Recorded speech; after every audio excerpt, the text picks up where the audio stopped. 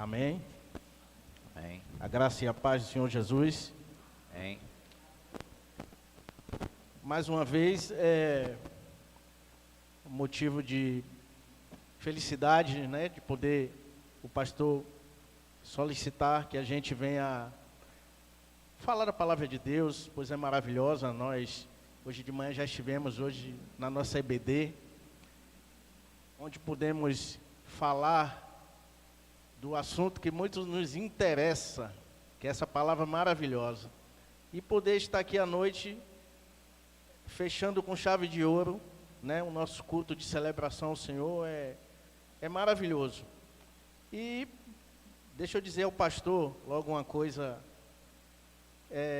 Eu vim orando a Deus ali quando eu peguei o Uber, porque assim que eu entrei no Uber, e que quando chegou ali no centro, eu digo, eita, Eneida, esqueci meu óculos, e agora?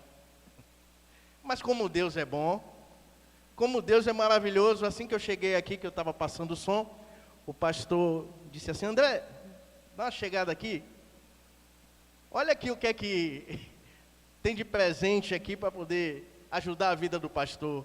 E aí, realmente, Deus é muito bom, Deus é bom realmente. Eu queria pedir, irmã, a senhora pode desligar aquele... obrigado, pastor.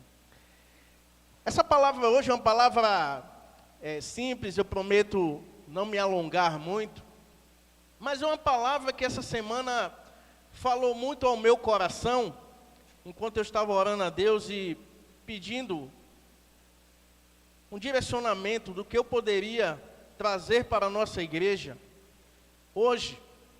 E eu escolhi de ler essa carta que eu vou falar a vocês agora, porque além de ser um texto não muito grande, mas é um texto que nos traz muitos ensinamentos, é um texto que nos fala do amor de Deus, ele vai falar da comunhão, de vários assuntos, do perdão, que são assuntos que não podem deixar de estar na vida do cristão. Ou até trazer também um entendimento, talvez daqueles que ainda não aceitaram Jesus, mas estão vivendo uma vida que ainda não receberam esse perdão maravilhoso, que é o perdão que o nosso Senhor Jesus Cristo nos dá. Por isso eu queria pedir aos irmãos que abrissem as Bíblias na carta de Filemon. É uma carta pessoal do apóstolo Paulo, é a menor carta escrita pelo apóstolo. E eu queria que os irmãos abrissem a carta de Filemon, ela fica logo após a epístola de Tito e fica antes de Hebreus. Quem achou diz amém. Amém. Glória a Deus. Vamos lá. Já achou, Eneida? Eu queria, como eu já falei nesse momento, que nós pudéssemos estar prestando atenção nessa carta, porque é uma carta pequena, ela tem apenas 25 versículos, é a menor carta escrita pelo apóstolo Paulo, e é uma carta na qual o apóstolo Paulo ele não vai trazer um ensino doutrinário à igreja. Nós estamos acostumados a ler as cartas, porque o apóstolo Paulo ele foi o que mais escreveu no Novo Testamento. Porém, essa carta aqui, ela tem um significado muito pessoal, pelo fato do apóstolo Paulo escrever essa carta para Filemon, que é justamente o título dessa epístola. E Filemon, ele era um discípulo do apóstolo Paulo. O Filemon, talvez, o apóstolo Paulo não foi à cidade de Colossenses, mas provavelmente ele foi um discípulo no apóstolo Paulo no seu ministério quando ele esteve em Éfeso, pregando o evangelho. E essa carta, ela foi escrita provavelmente no ano 61. E nesse ano, diga-se de passagem, o apóstolo Paulo estava em prisão domiciliar em Roma. Mas isso não impediu que o evangelho continuasse avançando, pois o apóstolo Paulo, ele estava preso domiciliarmente, mas o evangelho não estava preso, para que não pudesse ser pregado. E essa carta, quando o apóstolo Paulo estava na prisão domiciliar, ele vai escrever essa carta a respeito de um escravo fugitivo. Um escravo fugitivo chamado Onésimo, que quer dizer útil. O nome Onésimo quer dizer útil. A Bíblia não relata o motivo da fuga de Onésimo. Porém, nos versos 18 e 19, a gente tem mais ou menos uma ideia do que possa ter acontecido. Mas eu queria nesse momento que a gente pudesse ler o nosso texto base, para podermos discorrer mais acerca dessa carta. Eu queria que a gente pudesse ler no capítulo 1. Na verdade, essa carta só tem um capítulo e 25 versículos.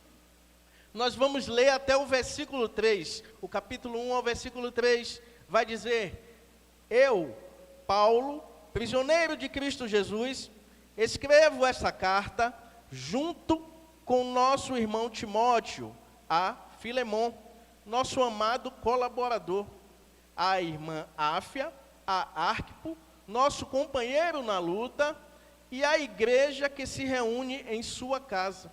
Que Deus, nosso Pai, e o Senhor Jesus Cristo lhe deem graça e paz. Essa carta aqui que o apóstolo Paulo, ele vai escrever junto com Timóteo, ele vai falar que, o apóstolo Paulo, ele discipula Filemon, e ele tinha uma igreja na sua casa, ele já tinha uma reunião. Então, a gente já entende que Filemon, ele era um discípulo do apóstolo Paulo. E essa carta, justamente, ela vai nos apresentar 3 personagens, que é Paulo, Filemon e Onésimo. E diga-se de passagem, o nome Filemon, ele significa carinhoso. Com certeza esse nome não é um nome à toa, né? O nome Filemon, ele era um colaborador de Paulo, como eu já falei, convertido durante o ministério de Paulo em Éfeso. E a gente pode ver isso lá em Atos, no capítulo 19, porém ele vivia em Colossos. E essa carta, ela vai nos trazer ensinamentos valiosos. E um desses ensinamentos é o ensinamento do perdão. Até porque, o que está acontecendo, o que está se passando aqui na situação dessa carta que o apóstolo Paulo manda para Filemon? Onésimo era um servo que trabalhava para Filemon, e acontece que Onésimo, por algum motivo, a carta não relata, mas apenas ela vai dizer que ele fez algo, ele prejudicou a Filemon de alguma forma, e ele fugiu. E aí, quando ele foge para Roma, ele foge de Colossos para Roma, o que acontece com ele? Ele encontra com nada mais, nada menos do que o apóstolo Paulo. E chegando lá, essa carta vai dizer que Onésimo, ele é alcançado pelo evangelho, ele vira um discípulo do apóstolo Paulo, se converte ao Senhor e passa apenas a não ser mais um escravo, mas a ser um irmão na fé. E com isso, diante de vários ensinamentos que essa carta nos traz, o primeiro que eu quero dizer a todos nós aqui é o poder do evangelho em restaurar relacionamentos. A gente pode ver que Paulo, mesmo estando preso, com seus problemas, até porque os problemas do apóstolo Paulo não eram poucos. Paulo pede para ser julgado por César e é levado a Roma, onde fica aguardando o seu julgamento. Mas mesmo assim, o apóstolo Paulo, ele serve como um pacificador entre Filemão e Onésimo. E aí, isso nos traz um ensinamento maravilhoso. Porque, analise você, o apóstolo Paulo preso, para ser julgado, ele poderia dizer: mas eu já tenho muito problema aqui para resolver. E aí chega mais esse problema, você poderia procurar uma outra pessoa, ou então dizer a Onésimo: Onésimo, eu não posso te ajudar. Eu digo a você que você volte para o seu senhor, até porque um escravo, naquela época, que fugia da casa do seu senhor, ele teria sérias sanções na vida dele. Ele poderia ser morto. O senhor dele tinha o direito de maltratar ele, porque ele fugiu, poderia até matar aquele escravo, por conta de ele ter fugido. Mas o apóstolo Paulo não faz isso, como eu falei. Ele age como um pacificador, e isso a gente pode ver no verso 15 e no verso 16, olha o que Paulo vai dizer. Ao que parece, isso aí ele vai dizer a Filemão na carta. Ao que parece, você perdeu Onésimo por algum tempo, para ganhá-lo de volta para sempre. Ele já não é um escravo para você. É mais que um escravo, é um irmão. Ou seja, o apóstolo Paulo aí, ele está tentando devolver o vínculo da paz e trazer de novo a restauração do relacionamento que existia entre Filemão e Onésimo. E ele vai trazer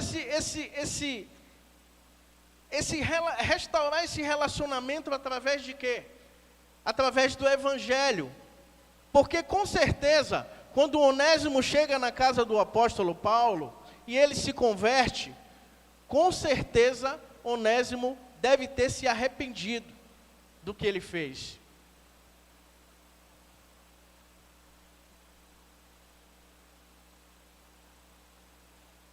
E a Bíblia diz que quando nós nos arrependemos,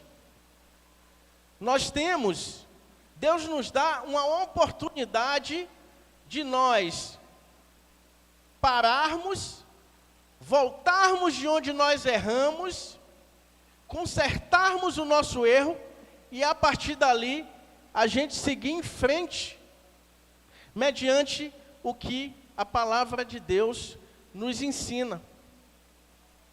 Então, a questão ali de Paulo, como um pacificador, e aí a gente vê em Mateus no capítulo 5, que a Bíblia vai dizer que os pacificadores serão chamados filhos de Deus. E aí nós podemos olhar para nós e dizermos: o que nós faríamos no lugar do apóstolo Paulo? Se nós recebêssemos uma pessoa que de repente praticou algo que não fosse muito bom, ou até um crime, ou até qualquer tipo de coisa, como é que nós agiríamos nessa situação? E é isso que o apóstolo Paulo nos ensina, a sermos pacificadores, a realmente estarmos restaurando o vínculo da paz através do Evangelho. E para isso, o apóstolo Paulo, nada mais, nada menos, ele vai apelar, porque Paulo sabia a quem ele estava pedindo para restaurar esse vínculo da paz. Ele estava pedindo a um discípulo amado dele. E Paulo vai apelar para 3 características acerca disso que Filemão tinha. No verso 4, na parte B, a gente pode ver ele falar: ouço com frequência da sua fé no Senhor. Olha uma característica de Filemão. Filemão era um homem de fé. Ele tinha fé no Senhor. Uma outra característica, ele vai falar logo ao lado do seu amor, do amor que Filemão tinha a Jesus. E uma outra característica, que está no verso 7, na parte B, ele vai falar, Paulo vai dizer: tem me dado muita alegria e conforto, pois a sua bondade tem revigorado o coração do povo santo. Então podemos ver que Filemão era um homem de fé, um homem que amava o Senhor e um homem bondoso. Características essas são frutos do Espírito na vida de qualquer pessoa, de qualquer cristão. Sendo assim, Paulo vai apelar para aquela maior característica que é falado na Escritura, que está na vida de todo cristão, que é o amor, pois o amor é a base do Evangelho. O Evangelho do Senhor é baseado no amor primeiro que temos que ter a Deus, e no amor que temos que ter ao nosso próximo.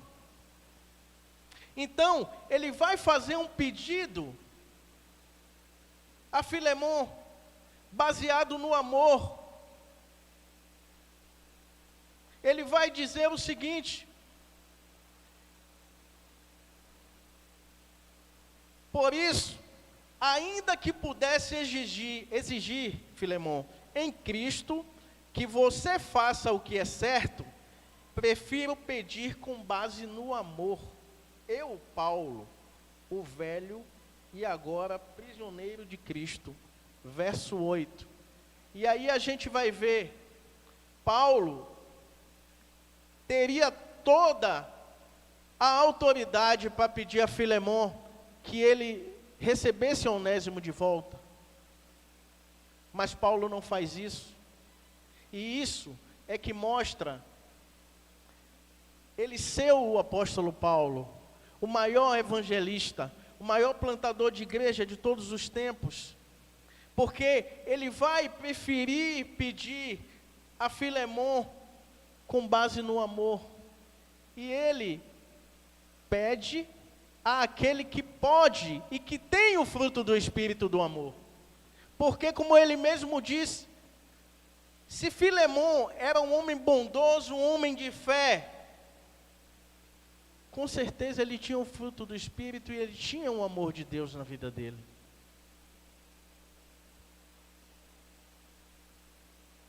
O que aprendemos com isso, irmãos? Que o amor, ele não é uma exigência, e sim uma decisão nossa de todos os dias. Não podemos exigir de ninguém que ninguém nos ame, seja um familiar, seja um amigo, seja alguém. Nós não podemos fazer essa exigência, mas o amor é uma decisão nossa todos os dias, porque a Bíblia diz que aquele que ama conhece a Deus. E como nós diremos que amaremos a Deus se não temos amor?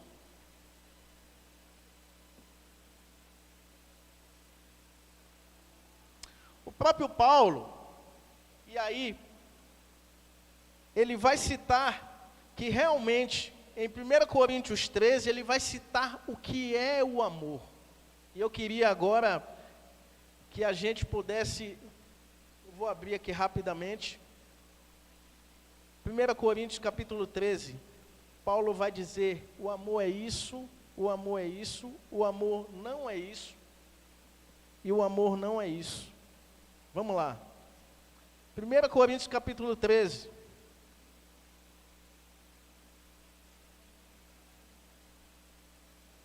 Verso 4. O amor é paciente e bondoso. O amor não é ciumento, nem presunçoso. Não é orgulhoso, nem grosseiro. Não exigem que as coisas sejam à sua maneira. Não é irritável, nem rancoroso. Não se alegra com a injustiça, mas sim com a verdade. O amor nunca desiste, nunca perde a fé. Sempre tem esperança e sempre se mantém firme. Então a gente pode ver que o amor, ele não é um sentimento.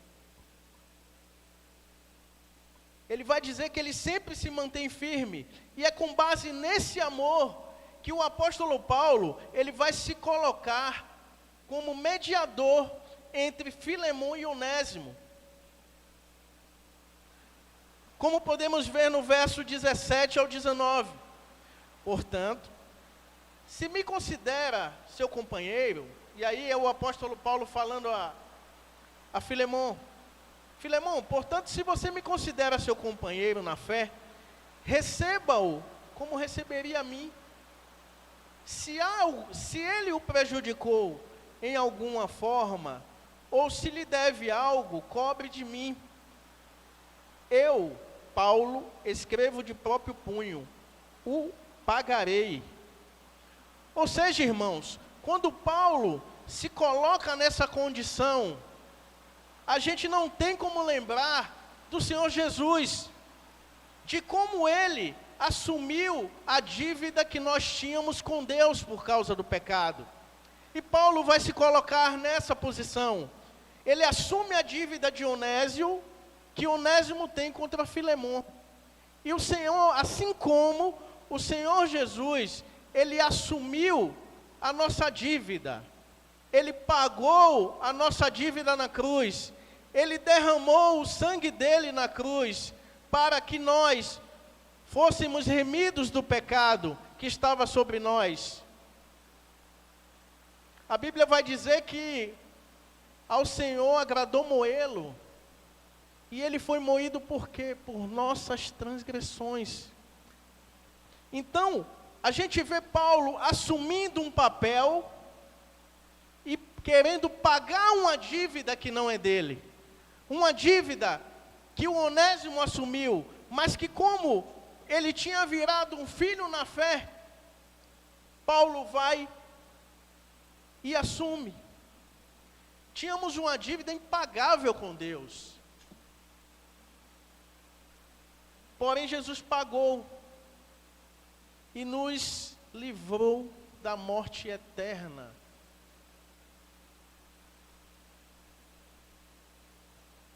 E essa dívida foi paga por um preço de sangue.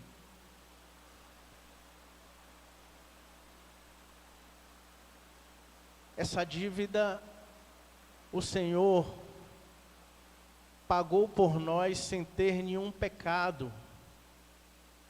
O Senhor se fez pecado para que nós fôssemos abençoados.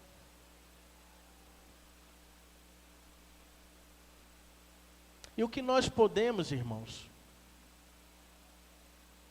dar em troca por toda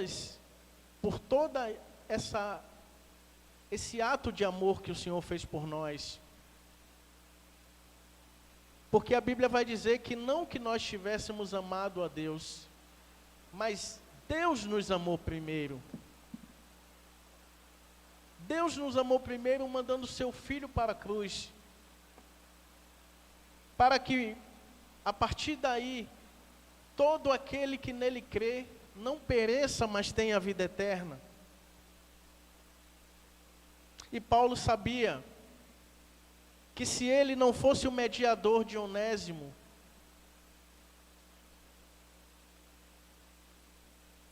ele poderia não ser aceito. Até porque Onésimo sai de lá como um criminoso que foge, porém, ele é alcançado pela graça de Deus. E essa graça de Deus só pode ser alcançada em nossas vidas através da pregação do Evangelho, irmãos. Não há nenhuma outra receita para a salvação que não seja pela graça, que não seja por meio da fé, por meio da pregação do Evangelho. E aí a gente fica imaginando, eu lendo o texto imaginando, Onésimo pensou que fugiria de Deus, mas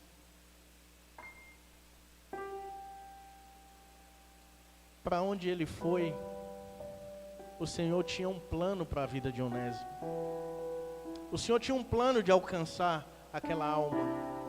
Assim como o Senhor hoje, a vocês que estão aqui, a vocês também que estão nos assistindo, se por algum motivo você ainda não conhece essa graça maravilhosa, a qual o Senhor está dispondo a todos nós, você está hoje sendo convidado a participar dessa graça. Dessa graça que é uma graça que faz com que nós amemos ao Senhor com toda a nossa vida, que nós entreguemos ela todo dia. Pois, irmãos, eu não sei como está a sua vida, eu não sei o que foi que você fez, mas uma coisa eu sei, talvez todos nós, algum dia, já fomos o Onésimo. Todos nós, tempos atrás, antes de conhecermos o Senhor Jesus, nós já enganamos, nós já mentimos. Efésios no capítulo 2 vai dizer que nós vivíamos mortos em ofensas e pecados, mas o Senhor, com sua graça maravilhosa, assim como Ele alcançou a Onésimo, Ele nos alcançou e nos tirou das trevas para a sua maravilhosa luz. E essa graça está acessível a todos, irmãos. Talvez se você me conhecesse há mais ou menos 8 anos atrás, você talvez nunca imaginaria, ou até eu mesmo nunca imaginaria de hoje poder estar aqui falando dessa palavra. Talvez algum dos irmãos tenham um testemunho parecido, mas essa palavra, a graça de Deus, ela me alcançou para que eu pudesse dizer: Senhor, a partir de hoje a minha vida é sua, Senhor. A partir de hoje já não vive mais eu, mas Cristo vive em mim.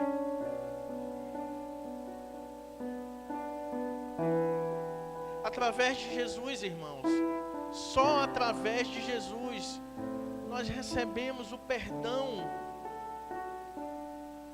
E só através dele também nós temos a capacidade de perdoar. Eu não sei se você hoje está aqui, se você de repente veio aqui orar por algum parente, por algum filho, ou por alguém da sua família que de repente você está na mesma situação, numa situação de afastamento, numa situação a qual talvez essa pessoa te machucou, essa pessoa saiu da sua vida deixando marcas que o tempo ainda não conseguiu apagar. Mas o Senhor hoje, através dessa mensagem, vai falar a minha vida e a vida de todos nós, que há Há solução para isso. Há perdão no nome de Jesus.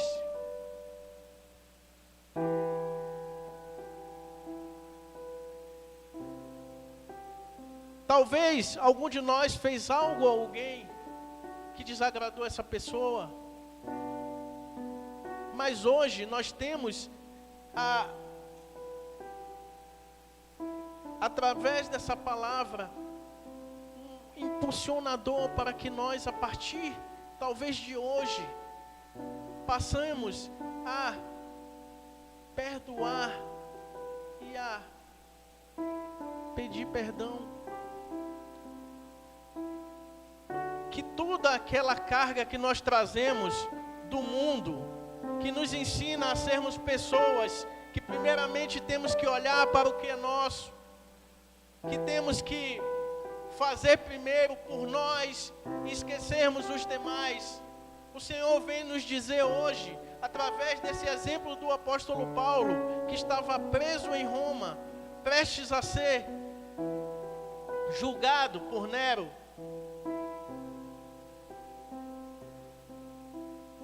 E ele mostra um amor fora de sério, ao qual ele se preocupa com a causa desse escravo. E ele vai dizer que ele estava aqui a partir de hoje, que Onésimo não era mais um escravo. Ele vai dizer que Onésimo passava, que ele recebesse Onésimo, porque Onésimo a partir de então estaria voltando como um irmão. Talvez uma pessoa que saiu da sua vida hoje, ela saiu de uma forma não agradável, mas que hoje ela possa estar retornando ao seu convívio, que ela possa vir a fazer parte da sua vida e que a partir disso, a palavra de Deus possa vir a entrar no coração dela e a essa graça maravilhosa possa vir a trazer essa pessoa para o caminho do Senhor. Assim como trouxe Onésimo.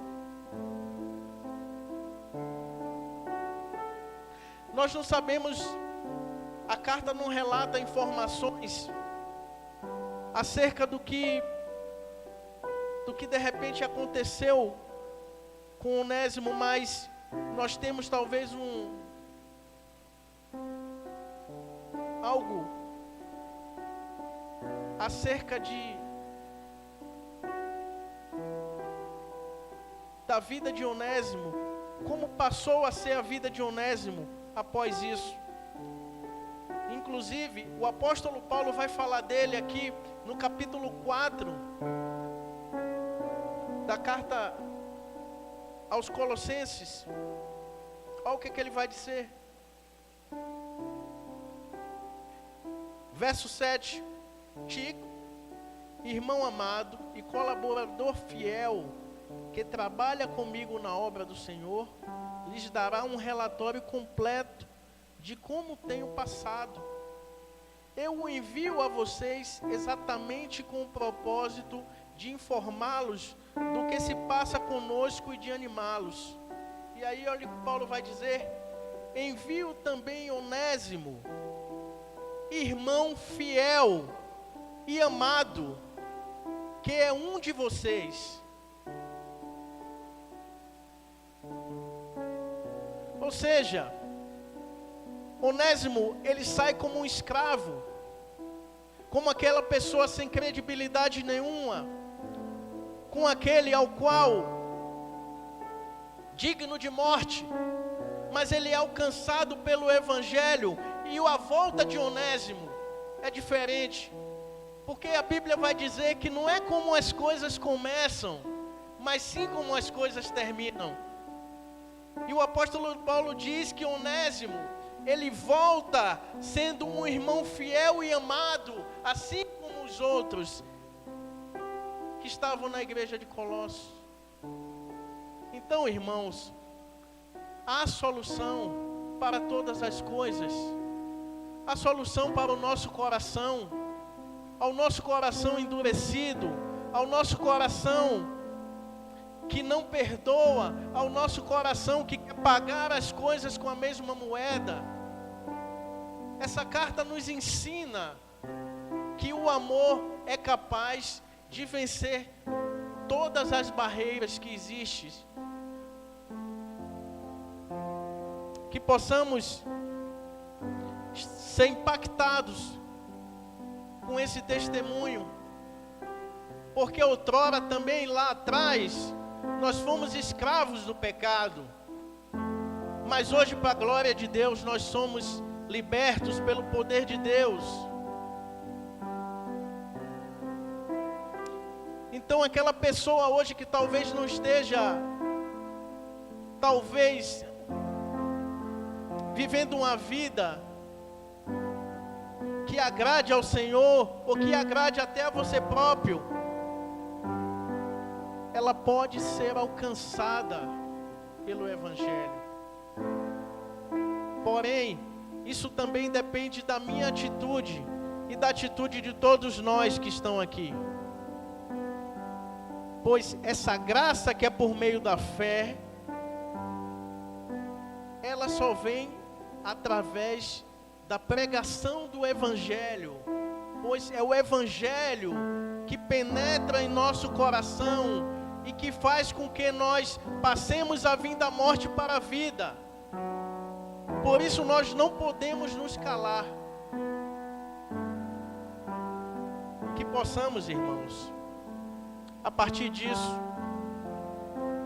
sermos pessoas que possamos olhar também para o nosso próximo, talvez que no momento não tenha essa oportunidade de estar ouvindo a palavra de Deus, que nós possamos orar pelos nossos familiares que de repente estão afastados de nós por algum motivo,